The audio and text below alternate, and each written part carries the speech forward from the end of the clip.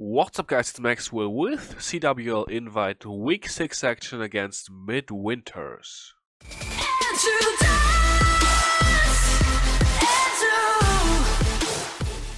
And as you can see, came away with the 6th win in a row. Quite a close one this time. Low scoring war as well, so shout out to Midwinters for making it close. And yeah, really not our best performance, but we're gonna get to that a bit later. Breakdown for this war was 5, 15, 20, so the standard breakdown pretty much nowadays for CWL.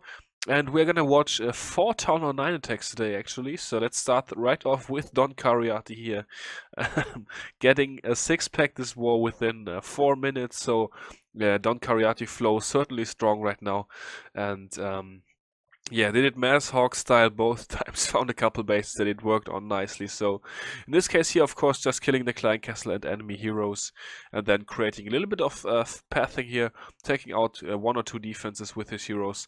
Yeah, that's gonna work nicely for him. Actually, he kind of sent his heroes in, his hawks in early just to keep the queen alive, and that made for her, yeah, being able to survive a bit longer, put out some more damage on the base, which is of course never a bad thing. All the hawks deployed at this point, 4 heal spells of course, and did not trigger any bombs early, and that's pretty much already GG for this base, because he could save a couple of his heal spells for the back-end side. And take a look guys, so many hawks left there, just nothing that could stop this attack. There goes the last heal spell, also perfectly placed of course, and yeah, looks very easy here. I was on voice chat with him, and I cannot say that he also did not spend the longest time ever planning this attack out. And yeah, worked out very nicely, and he went in after that again right away. Swag poison in the back here, and tripled again. So 6-pack for him within 2 minutes. Very nicely done, and definitely getting started off on the right foot. Very good performance by our Town Hall 9s this war. Had quite a few scouts, and that definitely was not the problem for us scoring so low this war. We're gonna check out Ombes next. Right here on number 26, who I believe also grabbed the 6-pack, although I'm not quite sure. Doing it with the Gobo Lalo here in this case. Starts off with the baby dragon behind the golem. This was a fresh hit, so trolley black bomb there next to the Tesla. That's of course gonna hurt the defender later in the raid here, because he's gonna, yeah, not gonna have the black bomb to defend the Laloon. There goes the opening jump spell, so not even bothering with Warbreakers here, just jumps in it straight away. Poison spell is down for the dangerous Klein Castle here, which baby dragon, Valkyrie, all those are gonna get poisoned down. Rage spell as well, quite a few bowlers still alive, actually all of them I think, and that's gonna of course be a nice damage output. There goes the Lava Hound, and I also really like this Laloon here, looked very good. Pathing of course very cool with this top section of the base down. This dead zone here guys, dead zones are always nice for Laloon, so in case there is a Town Hall in the middle like we see in many Town Hall 11 bases, that's good Laloon pathing. And in this case, sorry for that, in this case with the dead zone in the middle, of course also makes for good Laloon pathing, so you pretty much had to Laloon this base. Actually did not have any loons here back end for this Lava Hound, but a huge group of course coming in from the other side, so it's all good. Still has 1 Lava Hound left alive and no defenses to kill it, so great job to Ombes here. Could have maybe brought a bit more cleanup. I remember this one, we sort of had our hearts in our mouths for a while because cleanup took so long with it, but yeah, able to wrap it up in the end, so nice job to Ombes. And up next is gonna be the Rob Fighter and Exodia show. Those guys also both 6-packing within the first minutes, hours of war, so shout out to those guys, 2 Beast Town Hall 9s, sort of in a little bit of a competition. At this point, that's of course always fun as well. We've got the Suicide Heroes here from Exodia coming in, killing 2 Teslas right away, and I remember him saying on voice chat, well, that's such an obvious Tesla placement there. He just knew they had to be there, and that of course really played into his cards. King was able to get the 2nd Tesla out of the way there, and he said, well, if the queen is now going to step down and even grab that air defense, that's going to be even better, and that's just what she did. So great job to Exodia's queen here by getting another cannon and another air defense out of the way, and after that she has done her job. Coming in with the spammy Lalo now, starts off with the level 4 Lava Hound from the Clan Castle, and then his own Lava Hound is going to be the second one that he will deploy. Sends in another Lava Hound from the top there, just of course to soak up some bombs. In this case, looks like that got one red bomb out of the way. One of those loons catches a black bomb there, but of course black bomb's not as bad for balloons. Comes in with the Lava Hound there to tank the queen, and at this point in time it was about how much can he swag for this attack. Tried to swag all his spells, but yeah, he said, well, not gonna make it close, not gonna do something stupid that could hurt the clan later, so he even placed the rage spell there to take out that archer tower and help the lava pups out a little bit. Queen stepped onto the gold storage nicely there. She got one-shotted by the balloons, and yeah, so Exodia able to swag 3 spells here, a heal spell, a poison spell, and a skeleton spell, so we of course gotta wait for the nice swag towards the end of this attack, and it's gonna be coming in there. There goes the Illuminati spell placement, and yeah, nicely done to him. But he was actually outdone as far as swag goes this war by none other, of course, than Rob Fighter. So he won the duel this war, I would think. Came in here with a cold-blooded hawk attack. So starts off with a golem. Quite a few wizards to have his heroes go the right way. His heroes actually went sort of crooked for this one. He went in here with a golem, with a giant and a hawk to take out this mortar. Didn't quite take it out, but lured the entire clan castle, which was of course, yeah, the important part there. Poison spell down, half missed the clan castle, but had a baby dragon there to help out with all those barbarians. Barbarians can be quite pesky. They put out quite a bit of damage if they can get to your king. So good job on the baby dragon there. At this point in time, it looked like he was gonna miss the queen, but luckily queen swung around into the range of his queen, and she got taken out. So yeah, as I said, his heroes going sort of crooked for this attack, but still able to pull it off. Of course, double finger drop there for those 2 archer towers. Now important to get this cannon down in time, just so that his hawks would pass through the expo, and that's just what he did. Couple more hawks for the mortar, has 6 more of his own hawks left, and then of course the level 7 hawks from the clan castle. Sends a couple more hawks up top there, and there go the level 7 hawks from the clan castle. There goes another heal spell right in the core of the base, and yeah, guys, he's got 2 heal spells left, which he's not going to need. So, as I said, Rob Fighter here winning this war against Exodia by swag points, swagging 5 spells, so 2 big spells and a small spell, the poison spell. So, yeah, great job to him as well. So yeah, as I said, the Town Hall 9's putting on quite an exhibition, but of course, nowadays Town Hall 9 is rarely where the wars are won. You can definitely set up your team for a good war with a nice Town Hall 9 performance, but you cannot win it. You with 10v10s, and we only had 2 this war actually, so one of those coming very late in the war by Acqui right here. That's of course Mario, so shout out to him. Absolute beast. Taking this one down here. This was a plan that was actually developed by Bene, I believe, aka Ibrata, of course. Then we attempted it a couple times, never quite worked out. It's a queen charge into the middle of the base. But yeah, Acqui finally made it work. Clan Castle lurable here, so lures out the Lava Hound, is going to deal with it outside the base. There goes the poison spell for that wizard, and Archer takes down the Lava Hound. It's going to take a while, so he's going to drop in his king every moment here to clear the path for queen. There we go. King is in, takes out the spell factory. King is of course going to grab several more trash buildings.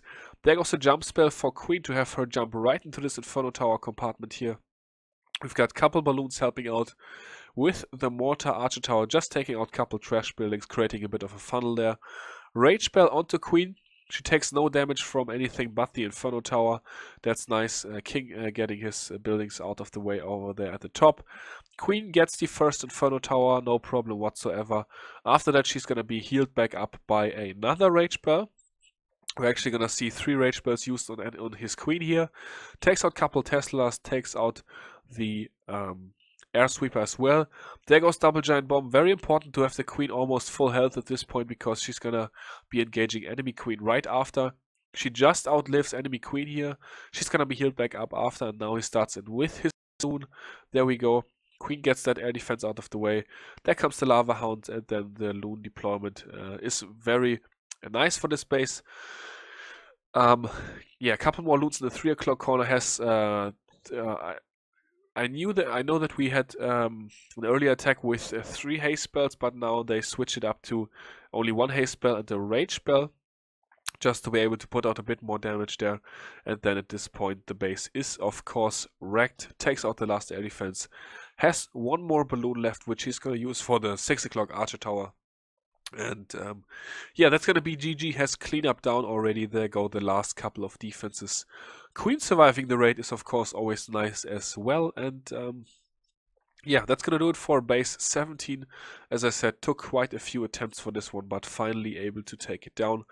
We really got unlucky on the 10v10s this war. A couple of high percentage fails, but yeah, that's the way it goes sometimes. In the last, or the second 10v10 we had by Fabi here came on number 6, actually the highest level base, 89k base here. And he took it down right after the scout. So 1 scout and then he came in and smashed it. So pretty cool stuff there. Yeah, as I said, quite a few close calls on the 10v10s. Could have had a couple more. Could have had like 4 10v10s, no problem. But really got unlucky. We got set up so well by the Town Hall 9, so many scouts, and then only 2 10v10s. But also gotta say that we had quite a few people busy this weekend or even sitting out of the war, so really didn't have our full force available.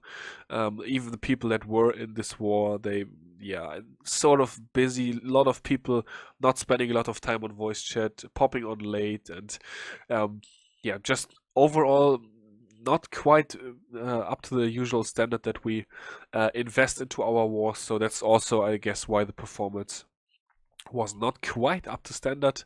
Town 9s did very well. 10s struggled a little bit in the 10v10 game. 10v11 game still was okay.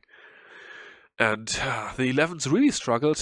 I was going to talk about that a bit later, but I guess we've got some time while Fabi takes this one down. And we actually had 4 dip fails this war, so 5 Town 10s in, so 10 dips, and 4 of those were actually failed. So that's pretty bad. A couple of those last minute as well, which actually could have lost us the war. Midwinters had the chance to win the war with a successful dip late, but they also failed to dip and 1 start very late. So yeah, struggles at Town Hall 11 for us and also for them this war. But I saw that, of course, watching a couple streams here and there, I saw that all over CWL this week, really. Dips were failed everywhere. I think even at the Elle War Whales, everybody was failing dips. So yeah, the 11's struggling this week. I guess it's gonna be better next week. The Swarm also failed dips. I also saw that. The Swarm, of course, our opponent next week. So it's definitely gonna be a tough war for us and for them as well. But it should also be a pretty fun one. I heard that Shubalu is going to try to organize a 24-hour stream for this war. So yeah, our base builders are already really looking forward to that. As we cap off this recap, as usual, with a couple of 10v11 attacks. Prototype with the 4-pack this war, very nicely done to him. Takes out base number 5 and number 2, number 3, I believe. Anyways, he grabbed the 4-pack, so very nicely done to him. Couple balloons here on the mortar, and then he's gonna start a queen walk and the 6 o'clock corner, walking up towards 3 o'clock. Baby Dragon tanks the archer tower here. It's gonna get a few buildings out of the way, setting up the funnel, and there goes a black bomb. So this Baby Dragon was of course not scouted or previously attempted. Rage Bell, there goes another Baby Dragon to get the cannon. He just wanted to be safe over there and also grab a couple extra buildings. Funneling with the Golem and Bolas on the other side already. No Rage Bell used for that. And then he's coming in with another Golem to tank the Wizard Tower here. Is going to break open the wall very close to the Golem, so heart in his mouth for the Wizard Tower not to kill his Warbreakers. Moving in now with King, and the Bolas going to sweep his way alongside the Town Hall here. There goes the heal spell, takes out these buildings over here. is gonna, of course, have no problem taking out the Town Hall. All about percent at this point in time, and he's gonna be able to get the percentage as well. The bowlers doing quite some nice work there. Queen still has her ability, is gonna take out the Town Hall without using it. And that's, of course, then going to be enough to grab the 2-star nice and easy, but actually not getting very much percent after. So it really looked closer than it was. Very good attack here by Proto. Taking down number 5. And last attack for this war is going to be Tezo on number 2 with the 66% 2-star. So absolutely smashing this base here very early in the war as well. So definitely liked this base. Starting off with a couple archers, of course, always nice. Always a good feeling to be able to get a couple archers onto army camps early. Partial clan castle lure here with those balloons. Oh, sorry, let me go back to normal speed. But then we've got a golem in and the queen behind to get some percentage points here. Those are going to be able to work over the 9 o'clock corner, gets a nice few percentages. Queen is going to take out all those archers there as well. She's of course going to have to use a couple shots for that, but it's all good. Then we've got some bowlers working at 6 o'clock, bowling down those trash buildings that were previously freed up by those hasted loons. There goes a jump spell. Golems now moving towards the core. All those bowlers in behind. Looks very cool, this attack. And King after that as well, of course. Has a rage spell right there, has a jump spell for the core, and then has another heal spell and rage spell for the core. Probably didn't really even need the heal spell, but yeah, he had it, so he decided to use it as well. Yeah, bowlers on the core, bowling down the Town Hall within 2 shots because there was so many bowlers on the Town Hall. Queen still has her ability, she's gonna use it any moment now, and as you guys already saw, it's gonna wrap up here with 66%, so very nicely done on that. Commanding percentage for a 10 versus 11 attack. And yeah, there you go. So we cleared all the 11s, they also cleared all the 11s, and then of course quite a few 10s left on the board. This one right here only 1 start with the late dip fail. That's what sealed the deal for us. And yeah, I already mentioned 4 dip fails for us, 2 dip fails for them. Nobody went 11 versus 11, so yeah, we were 6 out of 10, they were 8 out of 10. 10v10s we had 2, they had 0. And 10v11 game, we used 11 attacks, they used 12 attacks to get the 5 10 or 11s out of the way, so solid on both sides there. And yeah, there you go. Shout out to Midwinters for making it close. Not our best performance, but we are definitely going to be back next week. And yeah, that's going to do it for today, guys. Until the next one, I will see you all later. Peace out.